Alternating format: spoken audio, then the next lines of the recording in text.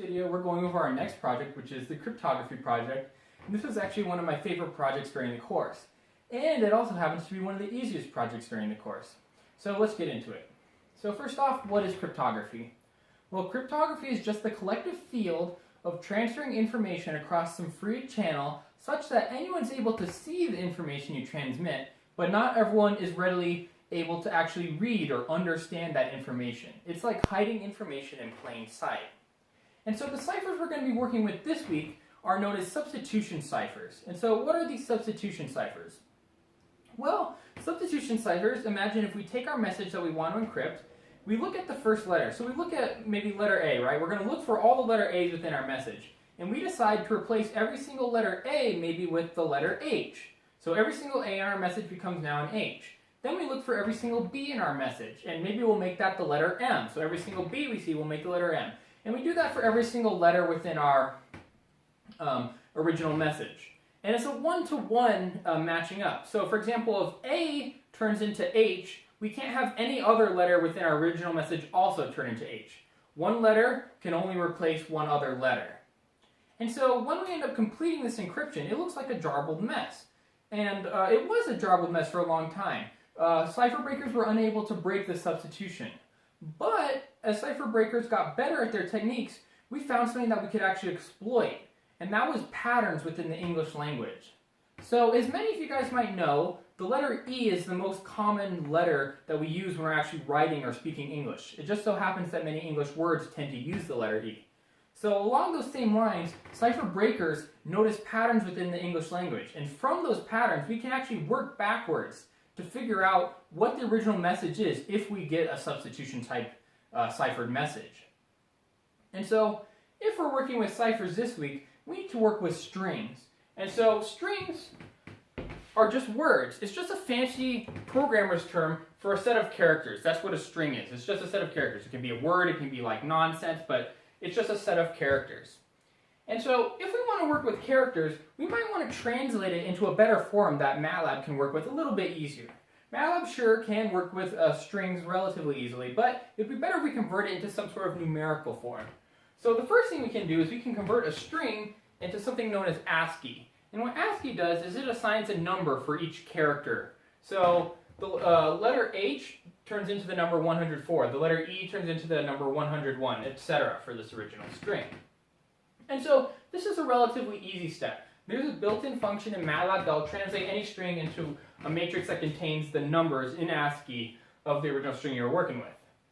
But as you can see, these numbers like 104, 101, 108, those are kind of hard numbers to work with. They're relatively large. What would be easier for us to work with is we were working with the numbers 1 through 27, with 1 through 26 representing the normal letters of our alphabet, and then the number 27 representing a space. So what we want to do is we want to take this ASCII representation and put it into the numbers 1 through 27. So for example, H goes to 104 and then turns into the number 8 because it's the 8th letter of our alphabet. So we want to do that. We want to take our string, we want to convert it to ASCII, and then convert it to this positional idea of 1 through 27.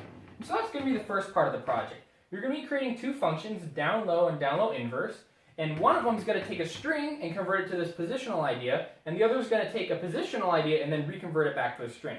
We just want to have these in order to increase our utility when we actually start breaking the ciphers. And I really want to encourage you guys to make sure that this part of the code works very well before you actually move on to breaking the ciphers. Because if this is broken, if you don't have a correct down low or down low inverse, obviously when you try and break the cipher, it's not going to work. It's just going to, again, come up as a garbled mess. So make sure that you test this part well before you actually move on to breaking the cipher. And so speaking of breaking the ciphers, what are we doing here? Well, like I said, in order to break the substitution cipher, we're going to rely on patterns within the English language. And algorithmically, we use the Metropolis Algorithm to actually exploit this. So what are the steps? The first step is we come up with two keys. The first one we call Y, and the second one we call Y maybe. And so what does a key look like? Essentially what we're going to do is we're going to do a random permutation of the numbers 1 through 27. So we're going to take the numbers 1 through 27 and stick them in a row vector.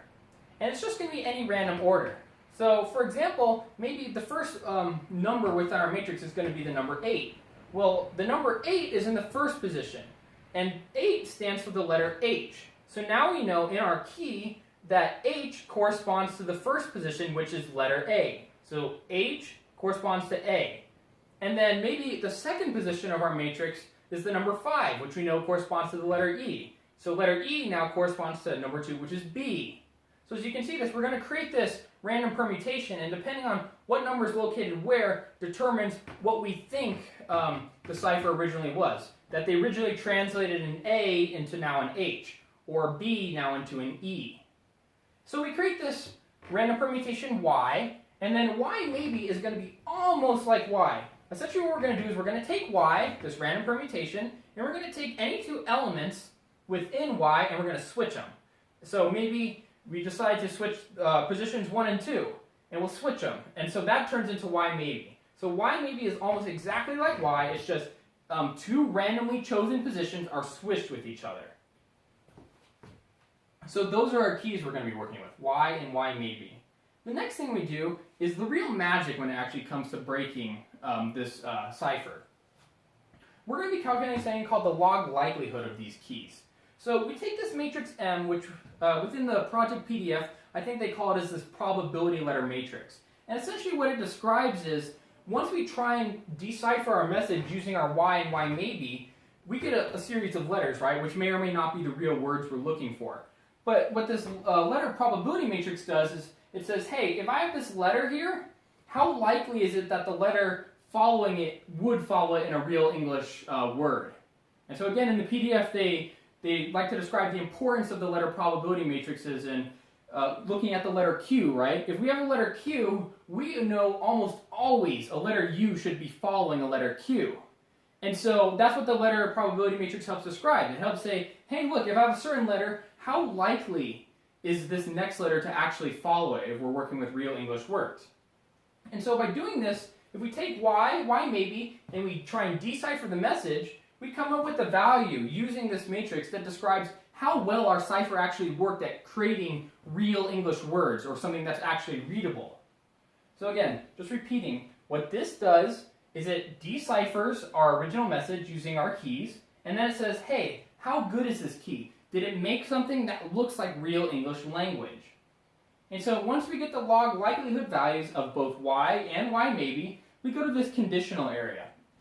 So if Y maybe turns out to be the better key, right, it's created a better log likelihood value, as in, hey, look, this Y maybe key creates something that looks more like English, we're going to take it, right? Because if Y maybe is better, we're going to say Y is now equal to Y maybe. This is our updated key. We're updating and we're saying, okay, we found Y maybe to be pretty good, let's keep it. But if that's not the case, we go to this probability statement.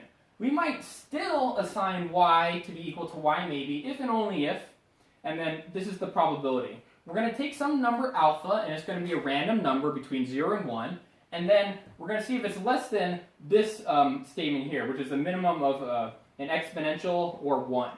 And so that's just the probability that we're going to reaccept it. And so this is the Metropolis algorithm. We take a Y maybe, we calculate how good those keys are, we do this conditional statement, and then we repeat it a bunch and a bunch and a bunch of times, 10 to the 4th or 10 to the 5th times, as they describe it in the PDF.